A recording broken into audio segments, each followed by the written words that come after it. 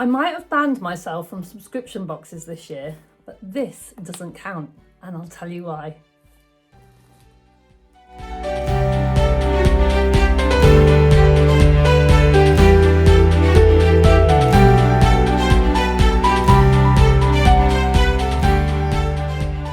So the lovely Andrea from Beyond the Pink Door kindly sent me their new stretch box this month, and yeah, their brand new stretch box, and I was really curious about this one. It's not a subscription box, it's something you can just pick up when you fancy a little sewing treat, a little bit like a little cuddle of jersey in a box. So I've actually banned myself from subscription boxes this year for lots of reasons, but one of the main reasons was that my stash was just getting a little bit out of hand, as it does. So this doesn't count, and I'm not cheating, but I've also made a deal with myself. I've made a promise that any fabric that I get from purchasing the stretch boxes, I'll sew up straight away. So let's have a look what's inside, shall we? I haven't opened it. There's been no peeking, but I have got an idea of what's inside. Take off the little sleeve, and then you're left with this beautiful pink box. And let you have a little peek in the box. Oh, look at that. It's like receiving a box of sweets. Now, I don't know whether if you've watched my videos before, you might know that I have a bit of a childhood where I lived next to a sweet shop. And whenever I see these pink stripy bags, it just takes me back to Mr. and Mrs. Bunty, who were the owners of the sweet shop. And I have very, very fond memories of those two people. So yeah, got a little postcard, and it says the stretch box Beyond the Pink Door, which is absolutely fabulous.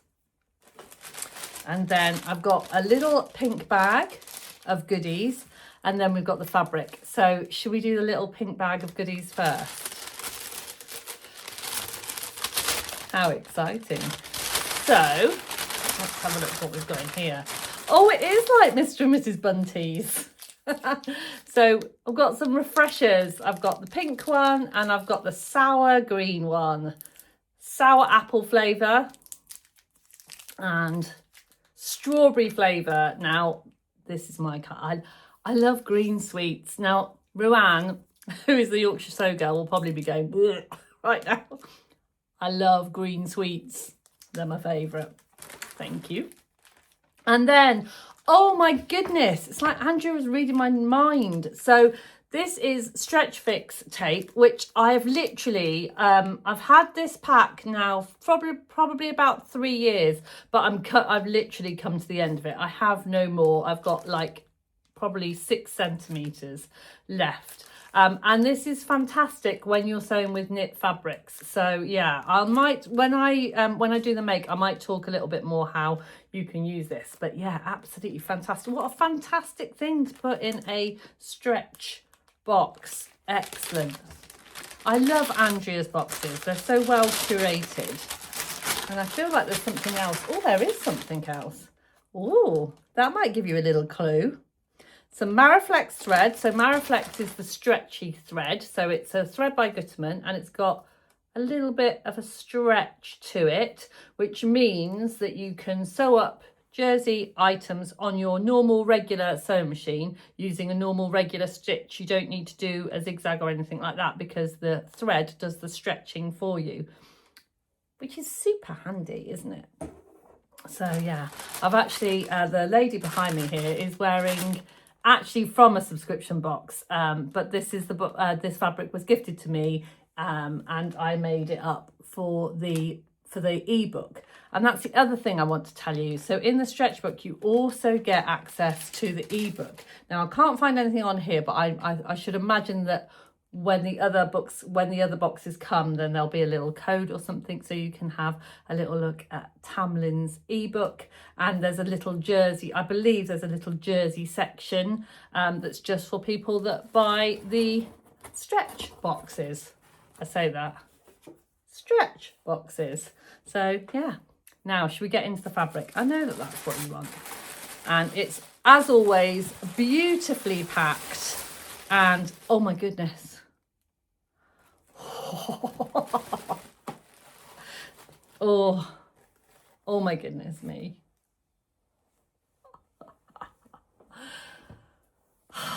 Look, and I mean, you can tell I love the colours. I mean, how well does this go? Absolutely fantastic. Now, it's a viscose jersey. Beautiful, beautiful stretch to it. I requested 1.5 meters. I think I've actually got a little bit more than 1.5 meters, if I'm honest. This feels like a little bit more than 1.5 meters, but absolutely gorgeous. So what I'm going to do now is, as quickly as I can, I'm going to run upstairs and pop this in the washing machine. I'm going to give it a nice wash, get it out on the line, and then I'm going to come back. It will be a little while for me, but seconds for you, and tell you what I'm going to make with it.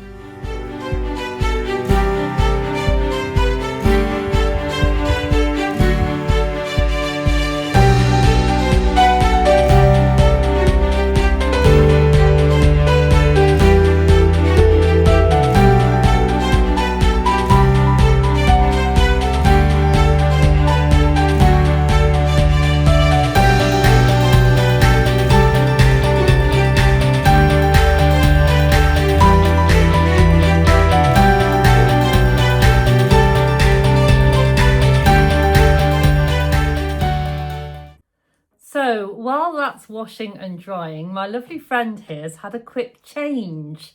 So as you can see, I have popped the iguazu top. I think that's how you say that. Apologies if I've got it wrong.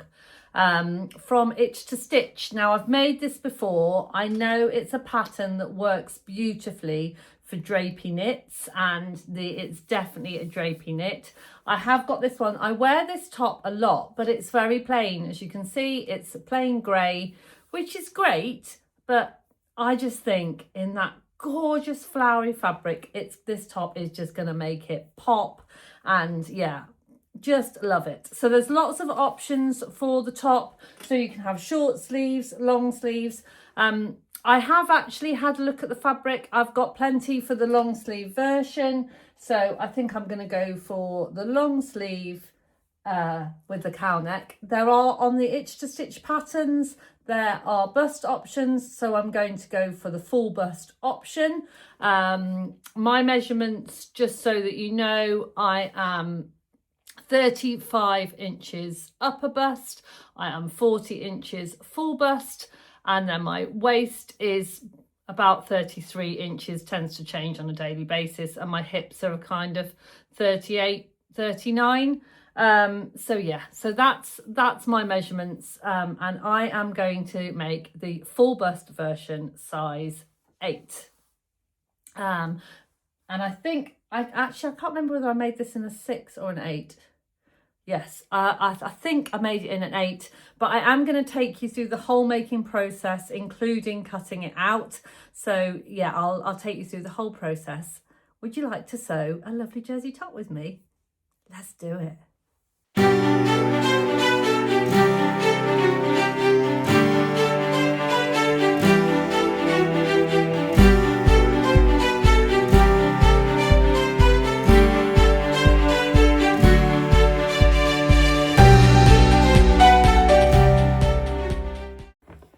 So it's the next day for me. The washing dried beautifully on my line, and I've basically laid it nice and flat on my cutting table overnight to kind of just let it relax, because it's very important with viscose jersey that you don't stretch it. So when you're laying it out to cut it, don't have it hanging off the table. Make sure that it's on the table. Use pattern weights instead of pins if you can. My favourites are these lovely snaky weights, which are the, I believe the invention of, I'm sure someone else has come up with them, of the lovely Luke, winner of Sewing Bee. And yeah, well, that's certainly where I got the idea from. You basically get nuts and bolts, put them on cord, and then they are brilliant for popping on your pattern on your pattern pieces, and they hold them nice and securely. And obviously, because they bend, because they snake, they're great for arm size and neck bands and all of those kinds of things. So yeah, so once you've got your pattern pieces all set down, then it's ready to cut. Nice new sharp blade in a rotary cutter. I find when I'm doing things that have got neckbands and things, I like to use a smaller rotary cutter. But it is very important that when you're using a rotary cutter that you're not sawing, you are cutting. So nice smooth movements. If you're new to rotary cutters, have a practice first. So yeah, I'm ready to cut out.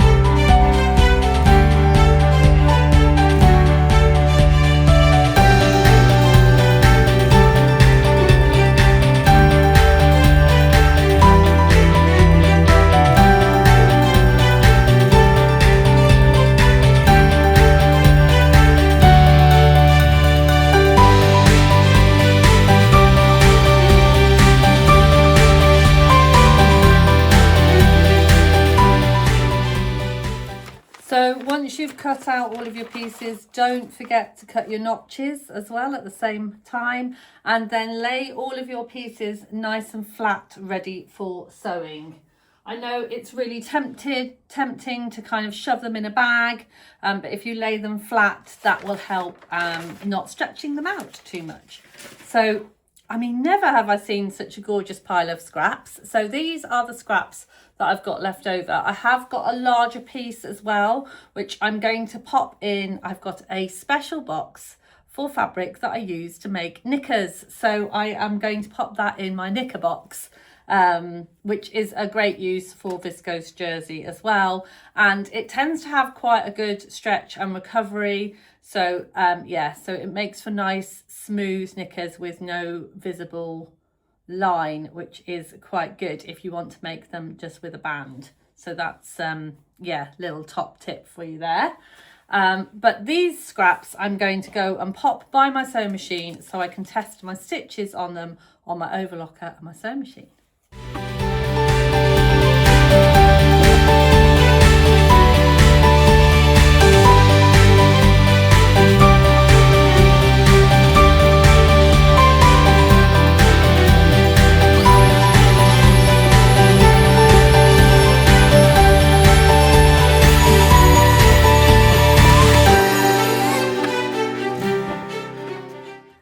So I have rethreaded my overlocker with some lovely rainbow thread because, I mean, it calls for rainbow thread.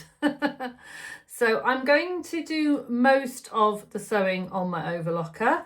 And what I've done is I've done the first bit of the instructions, which is to basically stabilise the shoulders and to stabilise the back piece, which your binding is going to go on. And so instead of buying stabilising tape, which you can buy, and they also do one by Visaline, which is the same make as the hemming tape that's in the box. What I do is when I have a knit project that needs interfacing, if I have any left over, I cut it into 1 centimetre strips. And then I've always got 1 centimetre strips ready for my projects. So a little, you know, a little bit of money saving tip for you there if you do a lot of jersey sewing. So the first thing that I've done is stabilise. The second thing that I need to do is I need to put my back binding on. So I've put the back binding on and I've popped a little label in the back so I know it's the back, although I don't think I'll need to know which is the back because the front will be all cow-necked. So yeah, but I just like a label. Everyone needs a shiny label, a sparkly label. So this bit, I now need to edge stitch this binding down. So I need to go on the sewing machine. So I put my Mariflex thread on my top thread, and also in my bobbin I've got my edge stitching foot on, and I've also put in a fresh jersey needle. Now normally with this kind of viscose jersey I might do a kind of sharper, smaller needle, maybe a 70, but I only had 90s and I've tried it on my fabric and it's working absolutely fine. So it's just what I had to hand. Sometimes you just use what you have. So there you have, the back binding is on and the label is in, and you can just see a nice neat row of stitches along the back and the binding. So that gives you a nice neat back finish. So once you have done the back, you need to look really carefully at the instructions to find where your shoulder seams are, because they're not where you think they are. You need to finish the front. The instructions of this is very, very good. So if you have the pattern, you will have no problem at all. And then you need to fold the front into the shoulder seams.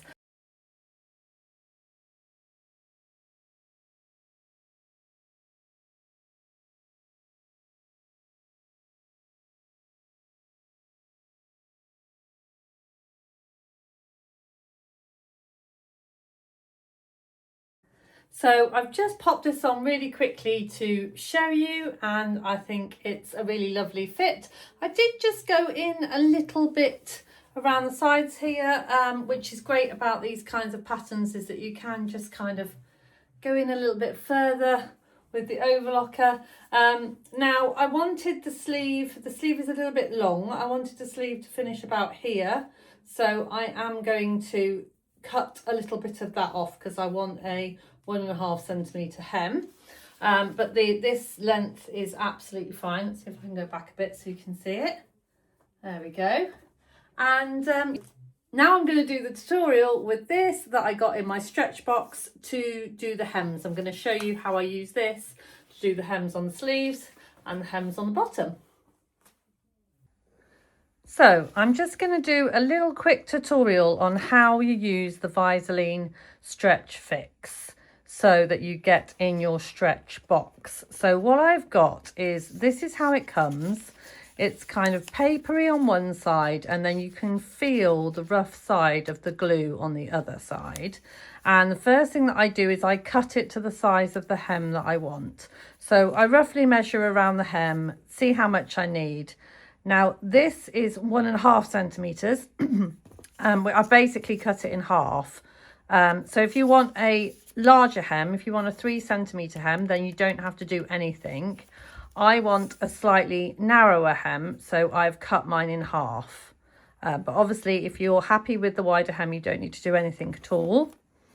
And then what we need to do is we need to lay our, so basically the edge of your garment, you're going to pop the tape on. Now obviously you're going to do this on the whole hem. I'm doing it on this small piece to show you.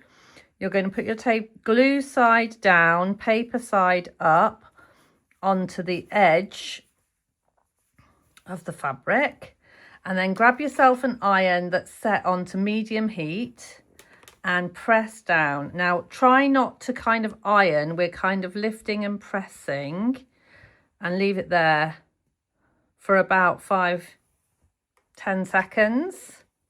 So once that is adhered, we're going to leave the paper on. That's really important. Leave the paper on, and then you're going to fold it up to make your hem and press again. Again, hold. And then the reason we've done this is now we've made the fabric memory that it wants to fold up. Okay, so we've actually made that memory. Then we're going to let this cool completely. So it's now got to be completely cool before you take the paper off. If you try and take the paper off before it is cool, you'll be left with a bit of a gummy mess and it won't come off, because what you want to do is peel the paper off cleanly, so then the paper feels shiny and you can kind of almost see the glue left on the fabric. So this is now completely cool, so I can just use my fingernail to peel the edge and peel it off. And as I mean, you might not be able to see on my camera, but I can feel that there is now a kind of sheen of glue left on that edge, and the paper should come off cleanly. If it doesn't come off cleanly, you haven't left it to cool long enough, or that you haven't set it long enough in the first place. So it is a little bit of trial and error. And now you can just make your hem. So now you fold it over pop yourself a nice pressing cloth. I like to make my pressing cloths just a little bit damp, so I give them a little bit of spritz of ironing water. And then again, not ironing, just pressing, hold and press for 5 to 10 seconds. And yeah, this is very boring for you, isn't it? But just kind of let it sit and let it completely cool down. And then there you have your lovely neat hem. And in true Blue Peter style, here's one that I've done earlier, and this one's cooled down. As you can see, it is completely adhered. So you can go ahead and sew this if you want to as well. But as you can see, this gives you a nice kind of stretchy hem. Unlike some of the other kind of bonding tapes that you can use, this one stretches with you, so it will stretch over your head, it will stretch over your tummy, and yeah, and I absolutely love this stuff.